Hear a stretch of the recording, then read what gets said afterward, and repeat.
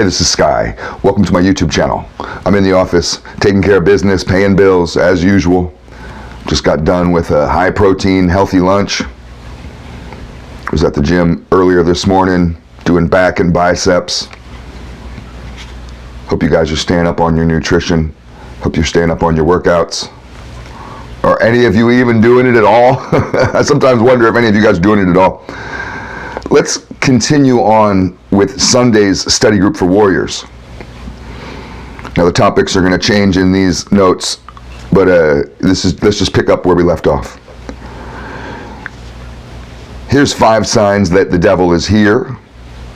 The devil doesn't have to be a red-horned beast, fantasy kind of cryptoid creature.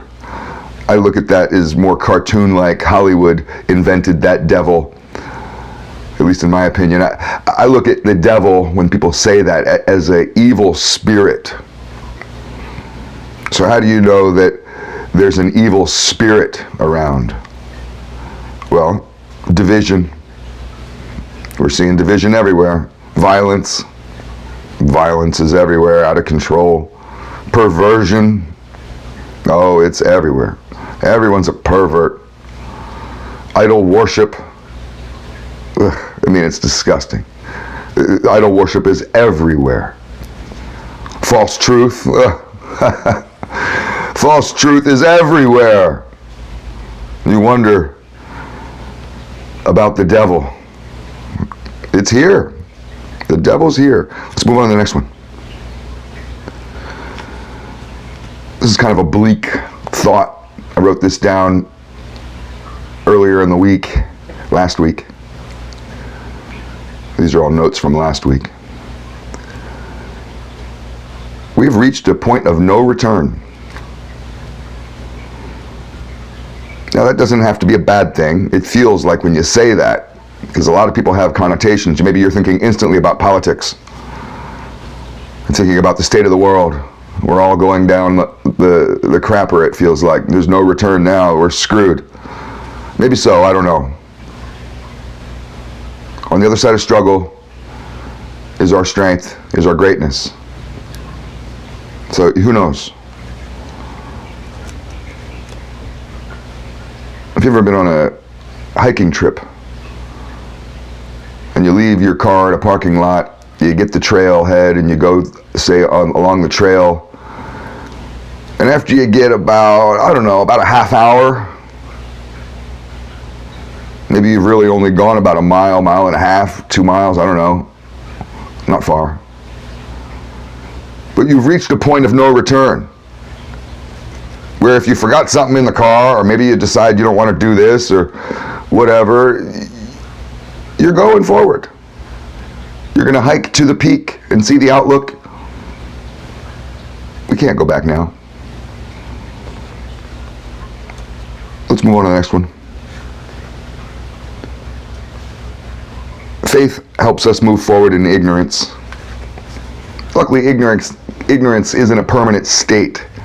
Ignorance can be solved simply by turning the light on. You bump into things in the dark because you don't know where they are, because you're ignorant of their location. But you can solve that by turning the light on. You could walk around stubbing your toe on every surface that you happen to run into. But whose fault is that? Faith is that light. You're going to move into the unknown. We're all going to do it. You're going to find unknown areas that you're going to move into, that you're going to have to walk into, that you're going to have to jump off that cliff into that abyss. You're going to have to. How do you move forward into the unknown? How do you handle it without anxiety attacks, panic attacks, without freaking out, making bad decisions, being a complete idiot? How do you stay calm, in control, in a position of leadership, so your wife and kids don't fall apart? They see you falling apart, everybody else falls apart. Well, faith. Let's move on to the next one.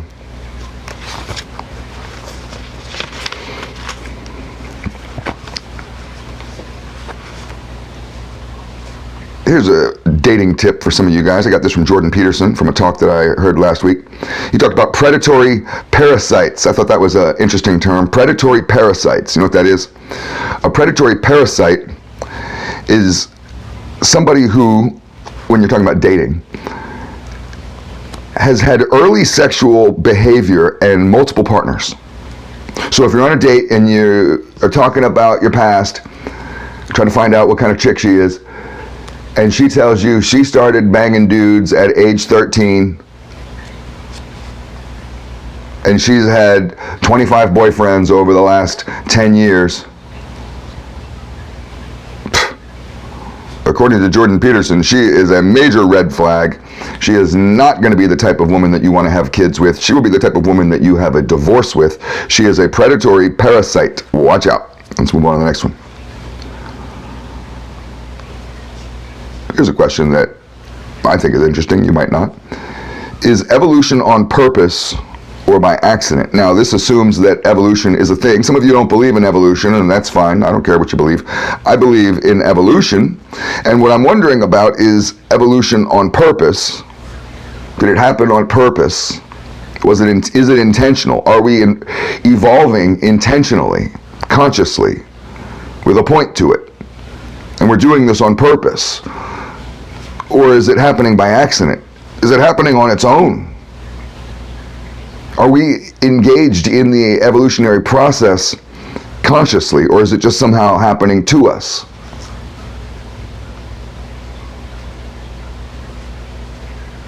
What's the point of evolution?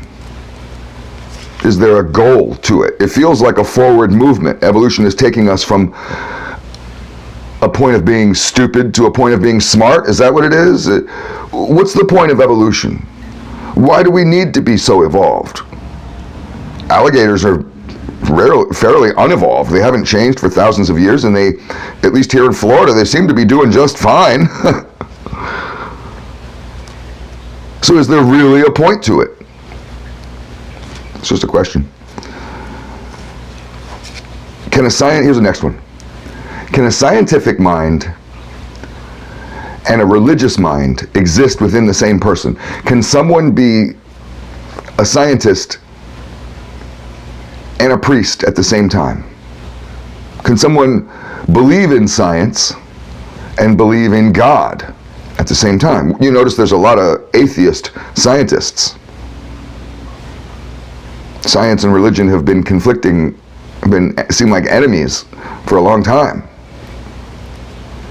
But I think that they can absolutely exist in the same person, in the same room together, but you have to use them as tools, and you use different tools for different things. You don't want to use a wrench for a hammer unless you're my brother, and he uses everything for a hammer. Everything's a hammer to him. Science is good at telling us, for example, what a cake is made of. Science could tell you what a cake is made of. You could put it under a microscope. You could drop a cake off at a scientist's laboratory, and they could tell you, I don't know how long it would take them, but they could tell you with their little science exactly what that cake is made of. But what a scientist could never tell you is why the cake was made or who made it. So that's where religion comes in. If you use different tools for different things, it works out. Anybody who's ever fixed a vehicle, you fix a motorcycle, there's a good chance you need more than one tool unless you just get lucky. But I have a little tool bag on my bike. You should have a tool bag on your bike. If you don't, you should get one. I keep it in my saddlebags, and it has a variety of tools. Because it's never just one tool that fixes everything. There's no just one theory of everything. Science can't just explain everything. It can only tell you what the cake's made of. So let's go to the last one, and we'll end off this study group. I thought this was a fun quote, and I've heard this before, but it's just a good rule to live by. Have an open mind, but don't let your brain fall out. When I was in Jerusalem years ago, 20 years ago or more, was standing in the old city out front of, I believe it was the Church of the Holy Sepulchre, next to the gift shop.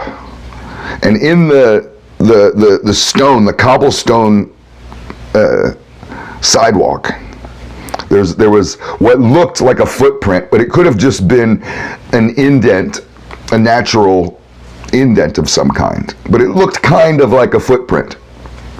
Not exactly. And the guy that was showing me around was this French dude, and he was really religious, and he pointed to the footprint and told me, that is Jesus's footprint. And I burst into laughter right in his face, and he didn't understand why I was laughing, and I said, look, I mean, that's solid stone. How big do you think Jesus was? Was he going around stomping footprints into everywhere he walked? How did he do that? Was that one of the miracles? Show me what page. Cite the fucking chapter. That's not a footprint of Jesus. That's just some indent in the goddamn stone, you idiot. He's just looking at me like, what? That's Jesus' footprint. He wants to have a holy war over it. Everybody knows that. That's Jesus' footprint. I don't care who you are. Not even an elephant is going to be able to put a footprint in that kind of stone. It's crazy talk. So I'm not trying to debate with the guy whether Jesus existed. You can have your Messiah. All I'm saying is that right there ain't no fucking footprint, homeboy. So have an open mind. Be open-minded. Just don't be so open-minded that your fucking brain falls out of your head, bounces along the floor and down into a sewer. Food for thought.